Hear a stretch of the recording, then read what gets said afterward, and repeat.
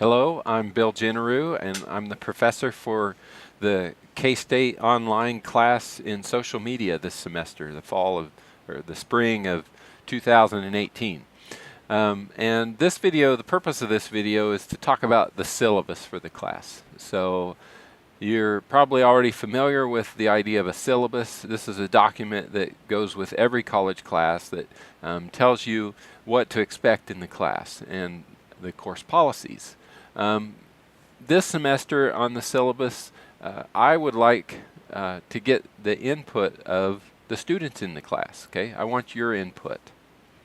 When students have a say in how they're evaluated and the policies and the processes that go into a class, the learning becomes more authentic. You can see the syllabus that I have drawn up. It's still in a draft stage, but you can view that in the Google document that is posted under the syllabus link.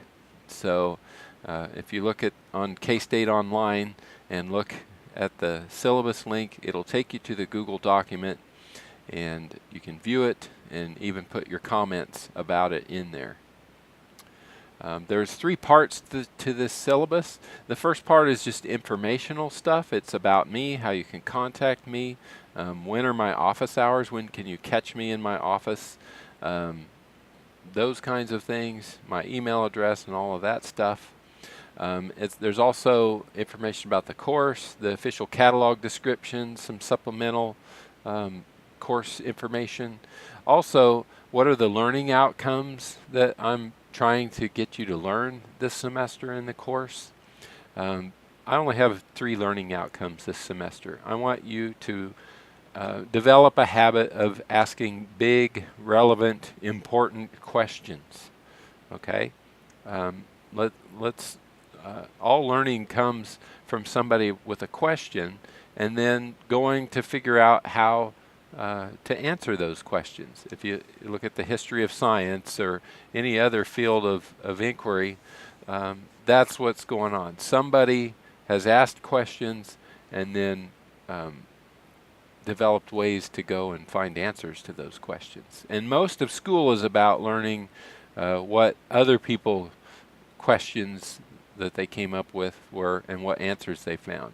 But that's not the approach I want to take in this class. I want us to learn how to ask the deep and powerful, meaningful questions and start to learn how to answer those. So the second learning outcome is that I want you to learn to look for answers. What tools can we use to find the answers to the big, relevant questions in our life? And then the third learning outcome for the course is that I want you to participate and work hard. Okay, that's an expectation that's of professionalism. When you go in the workplace, that's what your employer is going to expect. That's what I expect in the class as well. I want you to learn how to do that and show me evidence that you've done that. Okay, and then there's also a informational piece on the grading scale that we'll be using in the class this semester. I've thought long and hard about this. This is the first time for me going through this online version of social media, and so I came up with a very simple grading scale, and that is that everyone gets an A, which I know that sounds weird. That's unprecedented. We're just going to start off with everybody has an A. And I've seen other versions of this before where, okay, then you can do things to mess it up and I'm going to start taking away points or what. No, none of that. You all get A's. That's end of story. You have an A now. Let's just forget about grades and let's focus on the learning. Okay, I'm more concerned about the learning than the grade. So for this one semester as an experiment, I don't know how this is going to even go over, but you all have an A, and you can forget about or not worry about what grade you're going to get in the course this semester. Okay?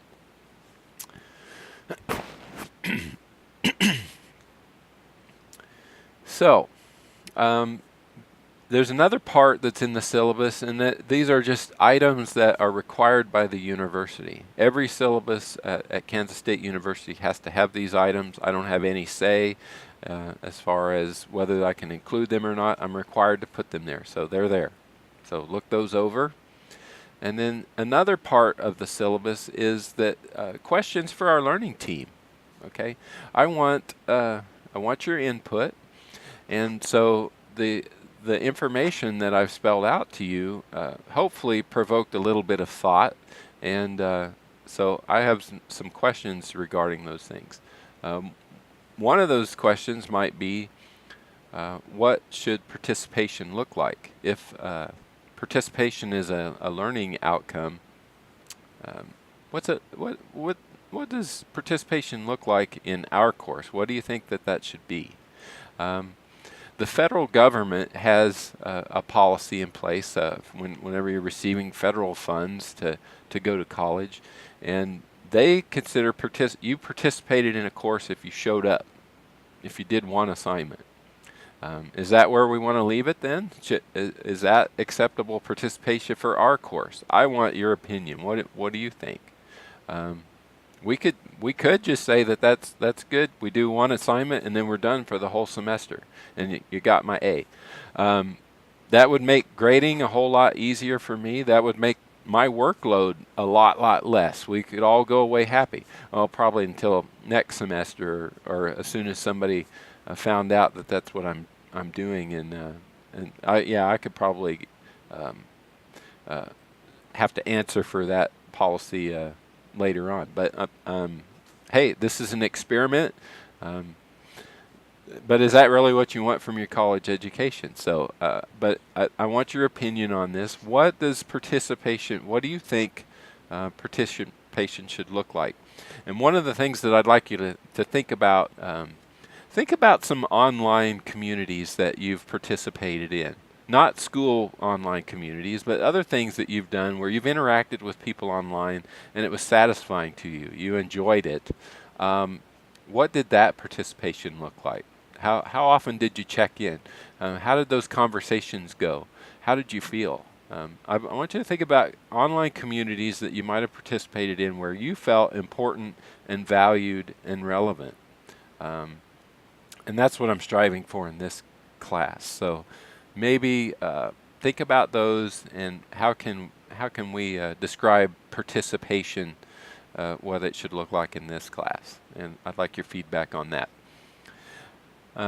Okay, and then also the matter of hard work. How do I know if someone's working hard? If you were a boss in a job situation, in a work situation, maybe some of you have already been a supervisor of other people.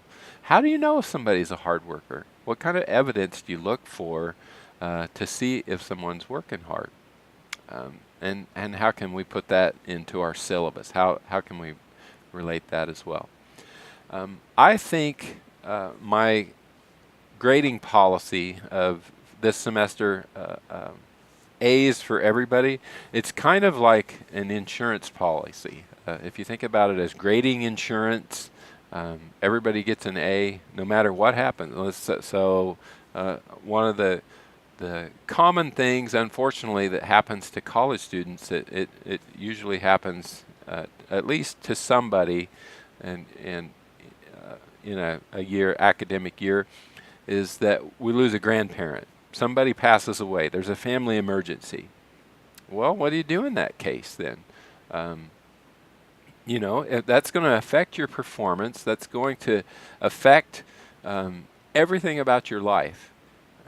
With my grading policy, insurance policy of just giving you the A right up front, you're protected against those kinds of contingencies, those kinds of things that can impact otherwise a successful semester. Okay, so, but if we think about insurance companies out in the world, the kind that you actually buy, what do insurance companies do to make sure that they're protected, their interests are protected? Well, they put disclaimers in. They spell out the conditions that have to be met in order for a payoff to happen. Just one example, a lot of life insurance policies have provisions that someone who dies can't have died at their own hand. Okay, the beneficiaries can't receive payment if the person took their own life, and that would be an example. So that gives the insurance company an out. It's protection for the insurance company against a situation like that. Other things might be fraud or falsifying information. There's all kinds of things, but I'd like you to think about what kind of disclaimers on our grading insurance policy would you like to implement for this course? Okay, are there situations that could happen that you can envision where, okay, if this situation happened, it would really be outrageous if somebody got an A on that. So if you can think of those kind of situations and would like to adopt some disclaimers on this policy, then we'll discuss it. We'll talk about it. Okay. Another matter that we need to attend to, it's social media class.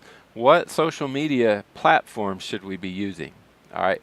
Now, in the syllabus as it stands right now, I'm recommending that we use Twitter for our online discussions. I have a variety of reasons why I think Twitter is good, and but the main one is that it's great for discussions.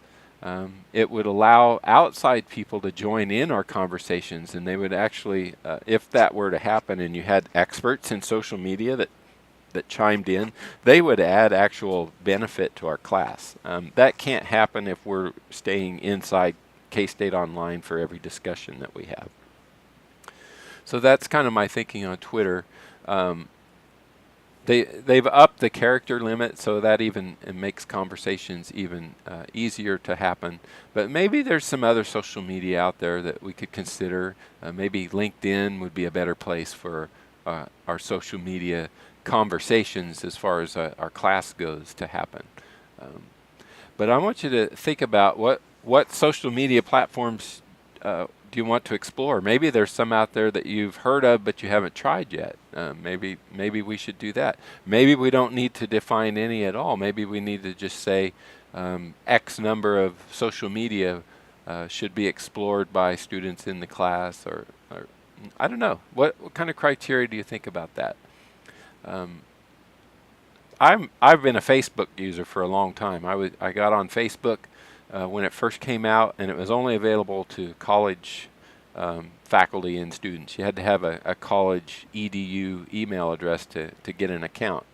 And at that time, it was fairly simple to connect with students on Facebook. But now a lot of college students have just completely moved away from it. They might have an account, but they never check it, or some of them don't even bother anymore, and they've moved on to other things. So the nice thing about Facebook, though, is those students who were active on Facebook when it first came out, and I got connected with them, I still hear from them every now and then. They've been gone a decade, some of them, and I see how their lives have progressed. They have children now, gotten married, just life's happened, great career things have happened, and it's just really nice to be able to stay in touch like that. So I've kind of lost the ability to do that with social media and my students, and I'd like to regain that. Maybe there's a platform that I should look at that would be acceptable to stay in touch over the long term with this group. So anyway, I want you to think about using social media in the class. Are there any expectations about how they will be used? That might be how often they should be used, or which ones that we'll agree to use, or just think about that, and how can we establish some policies on that as well. In the textbook, I put down a required textbook. They have you months in advance tell what textbook you're going to use, and I put down as a required textbook Show Your Work by Austin Kleon, and it's a great resource. It is highly recommended. It's a short read. It's not very expensive, but I want you to think about that. You might be able to find an electronic copy, or you might be able to to borrow it through a library, or you might just purchase it. I'd recommend just purchasing it. But um, do you have any thoughts on the required textbook?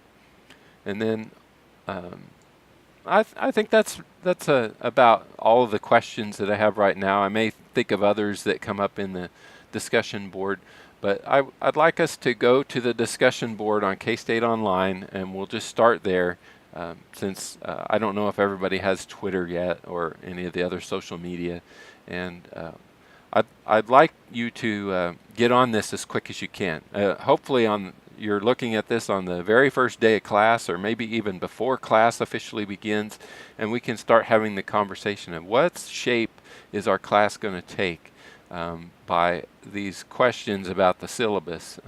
What are the expectations that we need to lay down? Once we establish them, we all agree to them, or at least we get a consensus, and we'll formalize it, and I can send it into the department office, and it'll be our official document that guides how we go forward. So thanks for listening, and I'll talk to you all soon.